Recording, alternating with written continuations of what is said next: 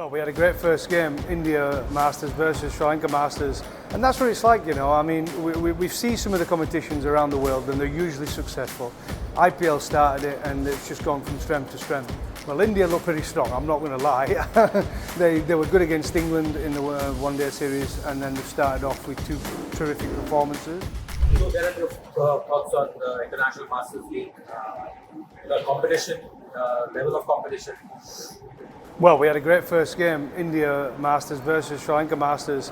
I thought, looking on paper, I thought Sri Lanka, three proper pace bowlers there with Lakmal, who was playing county cricket only a year ago.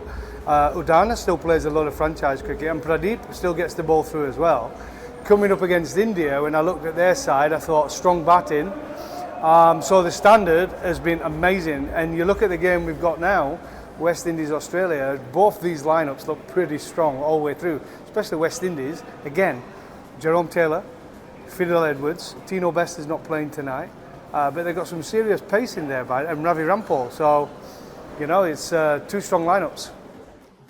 Another question, Darren, what do you make of the competitions like these? It gives a chance to old pals meet each other and relive some old memories and also refresh those old rivalries on the pitch. And that's what it's like, you know. I mean, we see some of the competitions around the world and they're usually successful. IPL started it and it's just gone from strength to strength. But there is still a huge market for guys who have just retired, or some who have been retired 10 years, who still want to play, and the supporters, the fans, still want to see, right?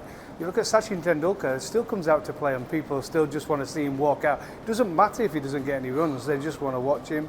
Brian Lara, we got out there as well, Chris Gale. These are big characters, and a lot of these guys played against each other, and it's still as competitive now as it was 10 years ago. So it's great. I think it's a great competition. We also are going to see cricket in the Los Angeles Olympics. So cricket actually getting its due. I mean, it's a long time due. How do you see the future of cricket when it comes to the Olympic, the exposure it might get because of the reach of the Olympics? Exactly, it's all about the growth of the game, isn't it? We've seen that associate cricket for me is getting stronger and stronger. I see some competitions around the world where a lot of associate players are playing, and there's some very good talented players around the world. Cricket is growing in the US, in Canada, you know, and Namibia is still pretty strong. All these countries are really good at cricket, and the more exposure it gets, the better. And the Olympics, there's no better place. I will definitely be watching it when it comes to the Olympics, and I think a lot of other people will be fascinated by it. Talking about the competition, the Champions Trophy is also going on in Dubai, and every team has at least played a game each. Which one has impressed you the most so far, and what do you make of England's stunning defeat against Australia despite 350 goals? Well, India looked pretty strong, I'm not going to lie. they were good against England in the one-day series, and then they started off with two terrific performances. South Africa and New Zealand, I don't know what's happened today in New Zealand's game, but they look pretty strong and solid in that first game, and that's without Bolt and Southey. I thought they were going to miss them, and I think Lockie Ferguson's out as well now. So when you've got those three out, I was thinking New Zealand, I'm not quite sure, but they've started pretty well. England, what can I say about England? It's same as their test cricket. It's so inconsistent at the moment. When they get it right, it's unbelievable to watch. The way they bat, the way they go about things is brilliant, but we're not consistent enough, and I think with a ball, we don't really seem to have a plan. We've gone in with three out-and-out quick bowlers, and gone are the days where you could just bowl short to teams, and I think we're getting found out. We did in India, where Shubman Gill just kept hitting, pulling, and it started off in the World Cup again. 350 on the board yesterday should have been enough. That should have been game over, and we lost easy. They won with, what, 2.5 overs to spare? 3.5 overs to spare? So that's going to be hard to come back for England, but they have to come back strong, because lose one more game and they're out. What do you think of the final?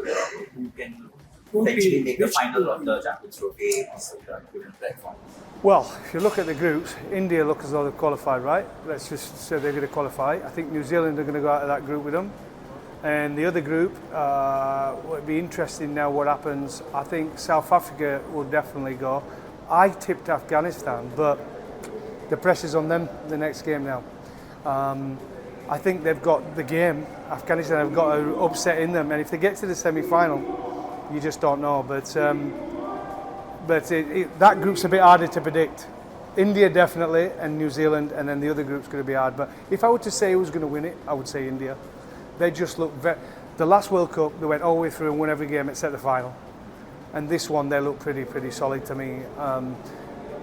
When you look at them, I was telling someone this morning, but you look at India, if you're a player and you're looking around, you look at India's batting and you just don't see a weakness. They've got Akshar Patel now who comes and floats, and they just bat so deep. And this is out with Bumrah, the best bowler in the world, is not playing for India, but they still look too strong for everybody else.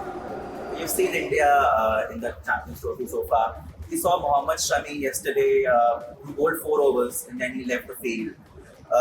He still looks rusty, and there may be a fitness issue. Do you think India should probably rest Shami, or is it worthy taking a chance with him now that Bumrah is not there? They probably will rest him. They've got the confidence to do it. Well, I say, when you've got a batting lineup like that, you can afford to probably bring someone else in. They could bring another spinner in, actually, especially in Dubai. We saw yesterday the pitch. They're not as flat as the wickets in Lahore and things like that. So you could probably get away with playing another spinner. So I think you might find India will probably arrest him. They've got plenty of opportunity. Hardik Pandya is always good for his overs as well. So I would expect him to rest him, absolutely. Darren, if you talk about the English approach these days, I mean, we saw Brendan McCullum taking over the reins of the right foot side as well, which many believe is going to be a very big boost for the side. We have not seen something like that happening.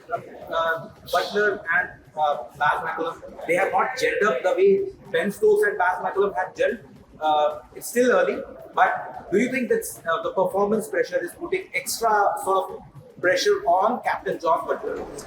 Yeah, I just think the way we play cricket, when it goes well, it's brilliant. It's aggressive, it's powerful, it's trying to take people on and put the pressure on the opposition. I get what England are trying to do, but they've found no real consistency doing it. You look at the best two teams still, the type of cricket they play, it's aggressive, but it's controlled. And that's India and Australia, right? England have got to find somewhere in between where they're at the moment and what India and Australia do.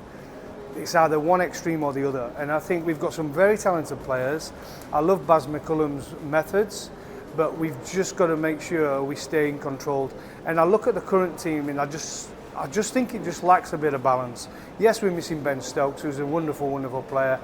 And unfortunately his body's catching up with him. But when you miss a player like that for the balance, it's like India missing Pandya, right? He's such a balanced cricketer in there, fielding, bowling, batting. It's very hard to replicate, and we're going in with 3 fast bowlers, and we're getting smashed around India and Pakistan. Don't miss out. Log on to oneindia.com for more updates.